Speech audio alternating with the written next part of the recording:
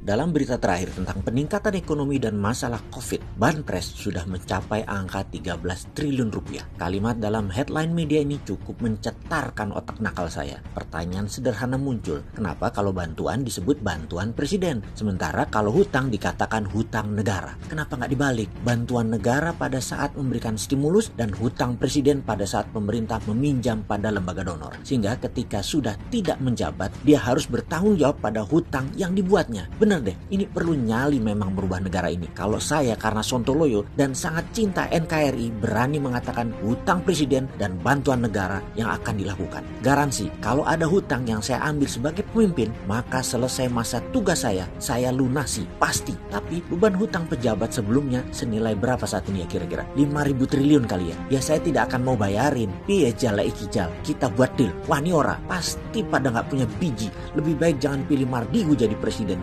Biar mantan pejabat semua. Tapi tenang, gak akan orang sontoloyo begini dipilih. Saat ini ada buzzer, bukan hanya nyelip di komen, tapi sudah ditarget, dibuat landing page, dibuat channel YouTube, dibuat blog khusus untuk menyerang Bosman. Keren. Ini si sontoloyo mulai diperhitungkan saat ini. Mungkin si Bosman ini adalah sedikit manusia yang dibenci buzzer, tapi dicintai. Kenapa dicintai? Karena anggaran influencer dan buzzer naik drastis khusus untuk menyerang Bosman. Bayangkan kalau sekarang per tahun berapa tuh? 100 miliar ya, lalu naik 150 miliar misalnya. Wih, sontoloyo untuk membungkamnya negara mengeluarkan budget loh. Keren, itu baru namanya kompetisi. Semakin banyak buzzer, itu penting. Artinya kita ditakuti. Singa tua luka ternyata ditakuti. Lumayan buat orang yang mencintai negara dengan cara lain tapi dibilang salah. Lumayan tahu betapa hausnya pejabat sekarang akan berkuasa. Jadi tahu arti demokrasi di Indonesia. Ternyata hanya di bibir. Apa karena banyak pejabat saat ini yang sudah kena Pygmalion syndrome ya?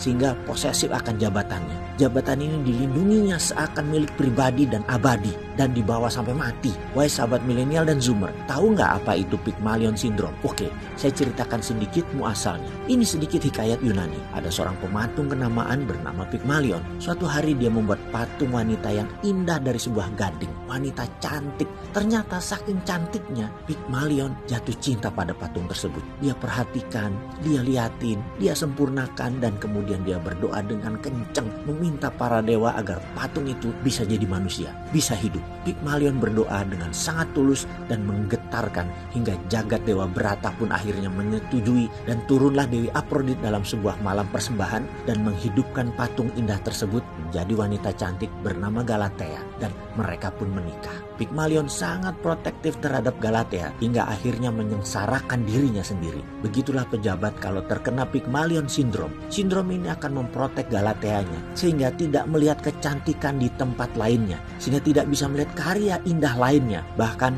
fansnya Pygmalion pun terpesona dengan Galatea tadi, juga ikut memuja makhluk jadi-jadian tadi. Semoga ini hanya dongeng sontoloyo, namun cukuplah untuk jadi bahan menaikkan anggaran buzzer, daripada nanti para penggemar sadar bahwa Galatea itu semu diposesifin Pygmalion yang ingin hidup selamanya dengan cinta terpasung.